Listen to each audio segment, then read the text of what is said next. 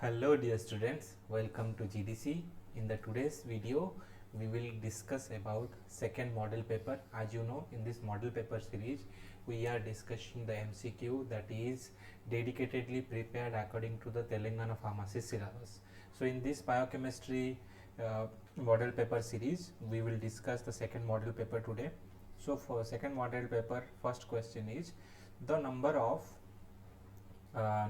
ATP produced when one molecule of acetyl coenzyme oxidized. So remember, so acetyl coenzyme, so TCA cycle, so TCA cycle, in TCA cycle, that is basically your release of different types of enzyme from the acetyl coenzyme.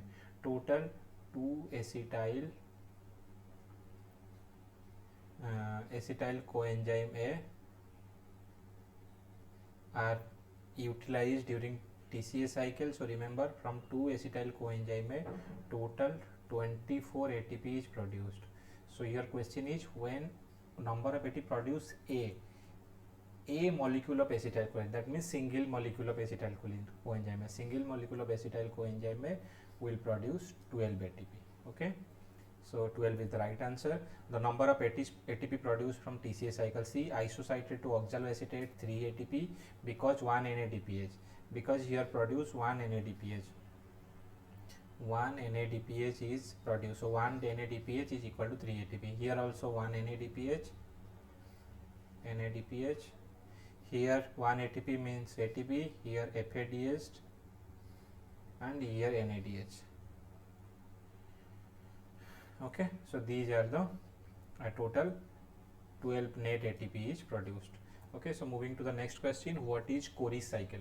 Cori cycle, so synthesis of glucose, uptake of glucose, reuse of glucose, or reuse of glucose and synthesis of glucose, or reuse of glucose.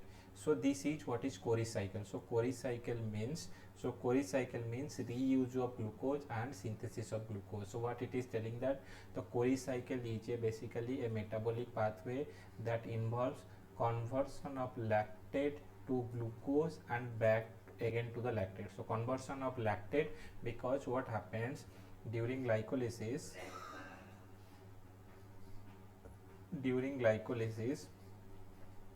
lactate is produced during anaerobic condition. Lactate is produced during anaerobic condition. Okay, so now this lactate can again convert back to the glucose, and again from the glucose by anaerobic condition it can convert it to lactase. So this is called as Cori cycle. Anaerobic glycolysis, glucose is converted to lactate and ATP is ATP in the muscles. In liver, lactate is converted to again glucose in the liver. In muscle, glucose is metabolized back and lactate in and back to the lactate in the muscles. The Cori cycle is also known as lactic acid cycle.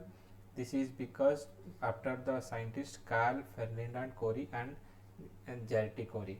So Cori cycle basically also known as gluconeogenesis from lactate.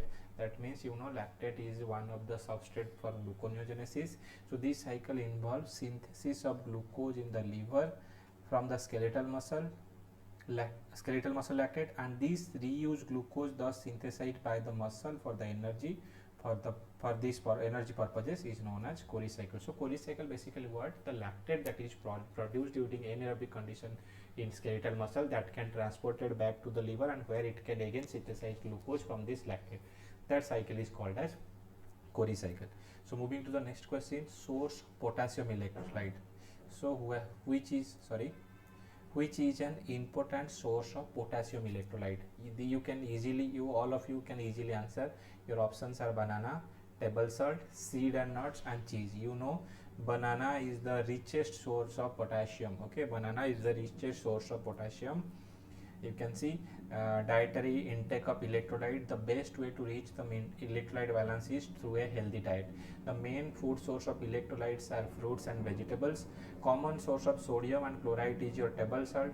Sodium content packed food, cheese and table salt. Chloride in table salt. Potassium is reached in banana, avocado and sweet potato. Magnesium in seed and nut. Calcium in dairy product, greeny leaf vegetables. Next question, what is the principle of extracellular cation? Okay, so let me discuss. So what is in, if we'll see,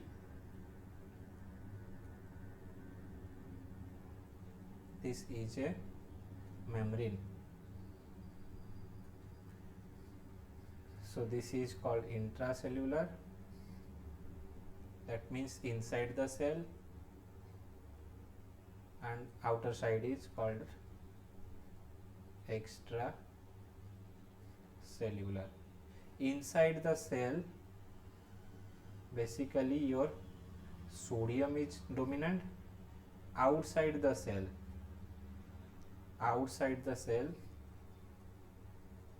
basically your potassium is dominant. Okay, if we'll talk about outside cation, correct, extracellular cation, sodium. Okay, sodium, sorry.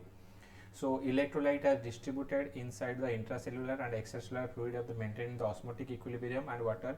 Sodium is the principal, yes, please make a correction. Sodium is the principal extracellular cation, while the potassium is the intracellular cation. Okay, as regarded as chloride and bicarbonate are predominantly occur in the extracellular fluid, whereas phosphate, proteins and organic acids are present in the intracellular fluid. Where it is present? It is present in intracellular fluid.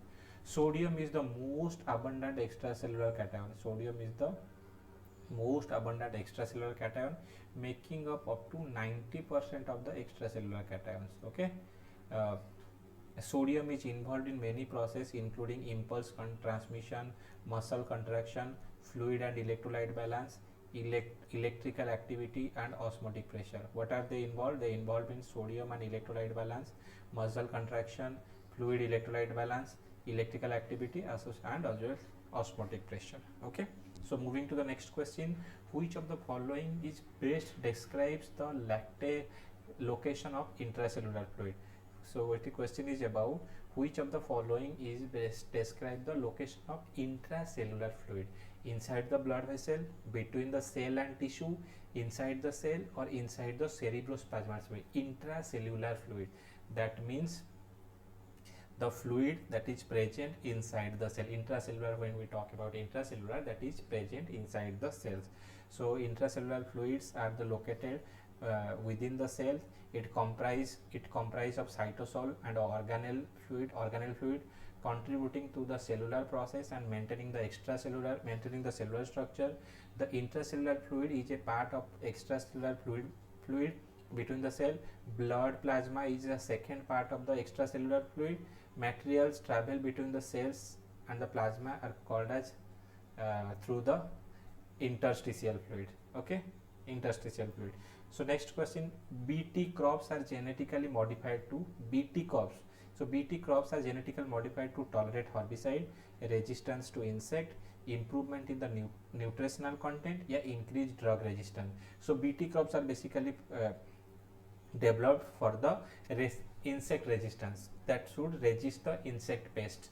Okay, so BT crops are also known as Bacillus thuringiensis crops. The BT crops genes from the Bacillus thuringiensis, which produce a protein that toxic to the specific insect pest, reducing the need for the chemical insecticide.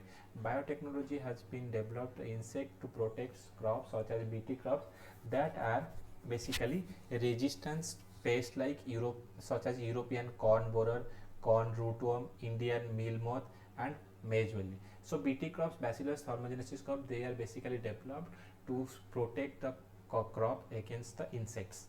Okay, so you can see these type of insects are basically affect the crops. You can see the corn. Okay, so moving to the next question,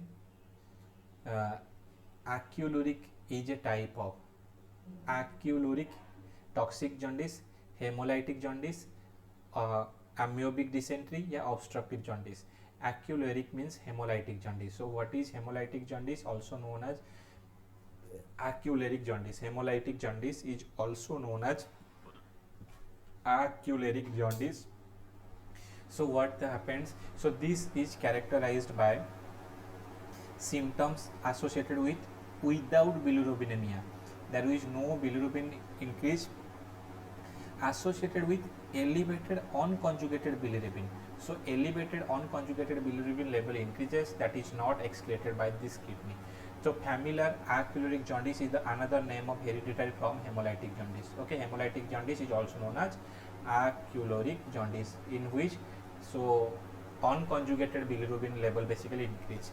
So hemolytic jaundice is known as prehepatic jaundice. This is a type of jaundice arising from hemolysis or excessive destruction of RBC. So hemolysis or excessive destruction of RBC when the byproduct bilirubin is not excreted by hepatic cells enough.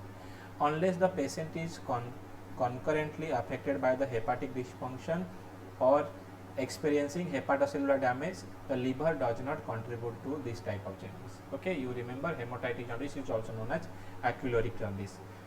Next question, estimation of serum creatinine is considered to be a more reliable indicator for the evaluation of serum creatinine. Serum creatinine is a important bilirubin measurement for lungs function test, kidney function test, gastric function test and liver function test.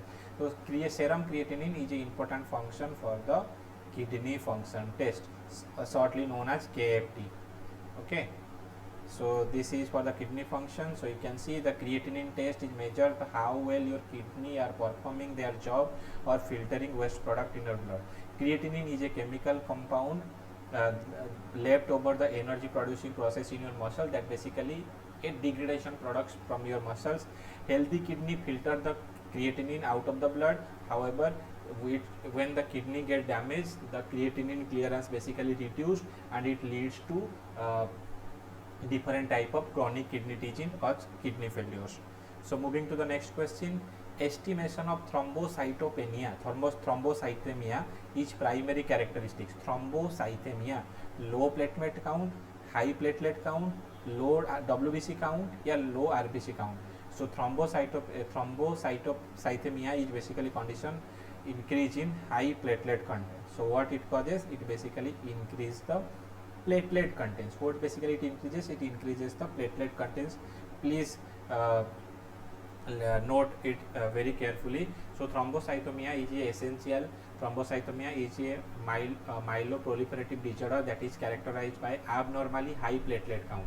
Okay, abnormally the platelet contents increases significantly. Unlike the reactive thrombocytopenia, essential thrombocytopenia is a primary condition resulting from the bone marrow disorder. And remember, such type of condition is associated with bone marrow disorder. Okay, when there is any disorder in bone marrow, there will be a abnormal production of your platelet that leads to thrombocytopenia. Okay, so moving to the next question, which urine test is commonly used for the detection of presence of glucose? So presence of glucose in urine basically called as glycosuria. So glycosuria or glucosuria, this is a condition associated with diabetes. Okay, so which test basically used? Urine dipstick test, urine culture, microscopic urine analysis, या 24-hour urine collection.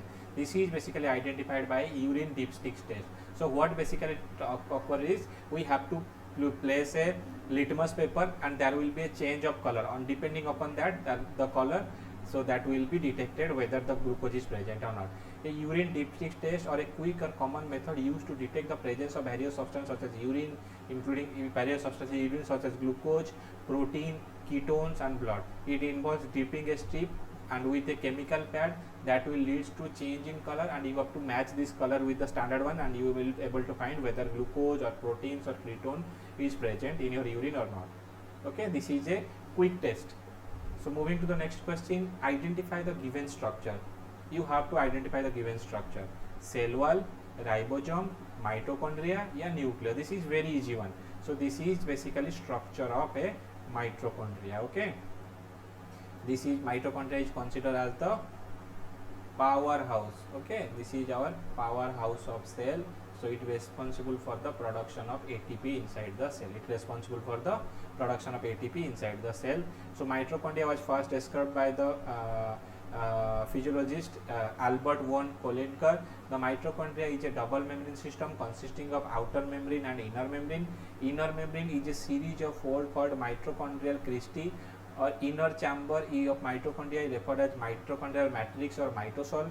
Matrix consisting of several enzymes concerned with enzyme metabolism of carbohydrate, lipid and amino acid. Mitochondria are the principal producer of ATP in aerobic cells, therefore mitochondria referred as the powerhouse of the cell. Okay, the general formula of monosaccharide, it is already been discussed in the model paper number 1. So general formula of monosaccharide is CnH2nOn. This is the correct answer. Option A is the correct answer. Okay, monosaccharide, this is the simplest monosaccharide, that is the simplest sugar we can say. Monosaccharide having the general formula CnH2O, H10, and they are consisting of polyhydroxyaldehyde or ketone. That means they are consisting of aldehyde or ketone group along with multiple of hydroxyl group. Okay, so that undergo different type of oxidation to generation of energy. So these carbohydrates, as you know, carbohydrates are source of energy. They are basically metabolized by different metabolic pathway for the production of energy. They are basically metabolized by different metabolic pathway for the production of energy. Okay, so moving to the next question. Yeah, moving to the next question. Pentose sugar. Pentose means 5. Okay, pentose means 5. So C5H10O5. This is pentose sugar. So example is your dihydroxyacetone, no. Ribulose, erythrose, glucose. Dihydroxyacetone, remember dihydroxyacetone is a 3. Okay, glucose is a 6, erythrose is a 4, ribulose is 5. So your correct answer is option B. Option B is the correct answer. You can see triose is glyceraldehyde dihydroxyacetone, tetrose is erythrose and erythrulose, pentose is ribose, ribulose, xylose, xylulose, glucose, hexose is glucose, galactose, mannose, fructose, and heptose is pseudoheptulose. Okay, so moving to the next question. Alpha D and beta D glucose. Alpha D glucose and beta D glucose, what are they? Stereoisomer, epimer, anomers or ketoaldo pair. Alpha D glucose or beta D glucose are basically anomers. So what is anomers? Let's see. Anomers are there, basically alpha and beta form of the glucose are called as anomer. When they are differ from each other in a configuration only around a single carbon, that is C1 or anomeric carbon, that is called as your anomers. Okay, example is your alpha D glucose, beta D glucose, alpha D fructose and beta D fructose. They are basically anomeric in nature. Okay, so moving to the next question. Protein word is derived from. So protein word is derived from protein, proteose, proteans or protease. So remember, protein word is derived from the word proteose. Okay, so protein word is basically derived from this Greek word, that means proteose. Greek word proteus, which means primary. Proteins are basically a nitrogen containing most abundant organic macromolecule widely distributed in animals as well as in plants. They perform structural and dynamic functions in the organism. Proteins, these are polymer composed of L-alpha amino acid. So remember, proteins are the polymer and they are polymer of alpha amino acid and joined together by peptide bond. So what it is telling, that proteins are basically derived from the word proteans. Okay, they are consisting of multiple unit of L amino acids, and these L amino acids are joined from each other, joined from one another with the help of peptide bond. Okay, that peptide bonds is helps to joining this L amino acid, series of L amino acid, and these proteins having different functions, they involved in various functions such as development of growth, the structural and dynamic function. Okay, so moving to the next question. Keratin. So keratin is found in hair, bone, teeth or blood. So you know it very well. Keratin is basically located in your hair. Okay, so you can see keratin is present as a exoskeletal structure. So it is present as a exoskeletal structure. Where it is present? It is located in your hair, nails, horns. So it is located. Human keratin consisting of as much as 14% of cysteine amino acid. Okay, so keratin protein that helps to formation of hair, nails, your outer layer. It helps in support of skin, healing of wound, keeping your nails and hair healthy. There are 52 kinds of keratin in our body. So keratin, what keratin is basically is a protein that having structural function. So that means they present in your hair, nails, horns, and that provides a structural framework to the your this type of tissue. Along with that, this keratin also helps in regeneration of hairs, okay, as well as a healing of wounds, wound healing. In also in wound healing process also, this keratin have a significant layer, okay. So this keratin have a significant layer. You can see the keratin, over here, okay, you can see the keratin. So moving to the next question, nucleoprotein belongs to which class of protein? Nucleoprotein, whether it is a primary protein, secondary protein, conjugated protein, or derived protein. So nucleoprotein comes under a conjugated protein. So what is conjugated protein? So conjugated proteins, beside the amino acid, these proteins contains non-protein moiety. Along with the protein moiety, they are contains non-protein moiety known as prosthetic group or a conjugating group. So nucleoproteins such as DNA and RNA in the prosthetic group. So simple protein is of two types. One is globular protein and fibrous protein. So globular protein is your albumin, globulin, glutein, prolamine, histone, globin, protamine, and lectin. Fibrous protein is your collagen fibers, collagen protein, elastin protein, and keratin protein. Conjugated protein is your nucleoprotein, glycoprotein, mucoprotein, lipoprotein, phosphoprotein, chromoprotein, and metalloprotein. Derived proteins are your conjugated proteins, proteins, and metaproteins. Secondary derived protein is of two types, primary and secondary. Secondary example is your proteose, proteome, polypeptide, and peptides, okay. So moving to the next, works are which type of lipid? So works are whether it is a simple lipid, compound lipid, derived lipid, or bile acid. So works is a simple lipid. So let's see what is simple classification of the lipid. So lipids are broadly classified into simple lipid, compound lipid, and derived lipid. So fat and works are basically comes under your simple lipid. Compound lipid again divided into two, phospholipid, glycolipid, and lipoprotein. Derived lipid again divided into two, fatty acid and cholesterol. Fatty acid example is your saturated fatty acid, unsaturated fatty acid.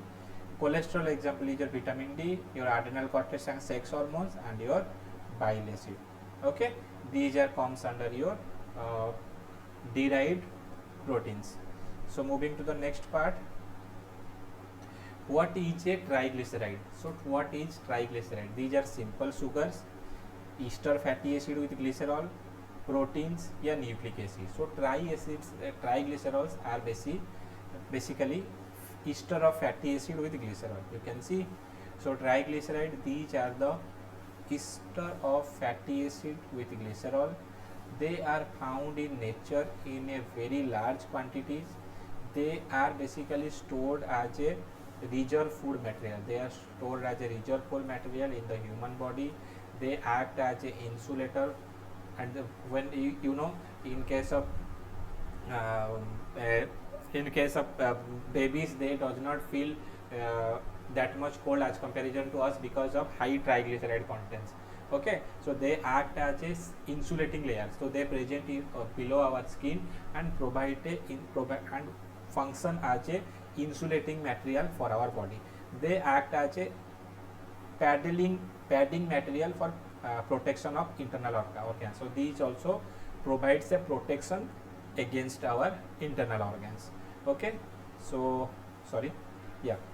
Moving to the next question, which ratio is constant for DNA? AG upon TC, AT upon GC, AC upon UG, या AU upon GC. So here the right answer is your AGTC, okay. So constant ratio, this is basically according to the Chargaff's rule.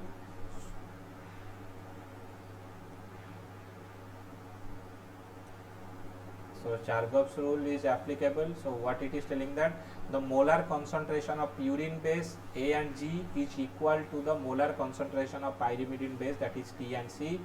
Okay. Second point is air is equal to T and G is equal to C concentration. Okay. This specific AT and GC contents vary from species to species, but in any one species the ratio remains constant. Okay. The AT-GC ratio remains constant in the one type of species. So what they told? So they told that the ratio of AT and GC should be constant in one species. Second is specific AT and GC content varies from species to species, but one species to another species it varies, but between the same species the AT-GC content will be same. Second is the molar concentration of A and G is equal to the molar concentration of T and C in a particular species. Okay, that's all for today's video. I hope all of you understood what we have discussed about this. If you have any questions, so you can directly put in the chat box.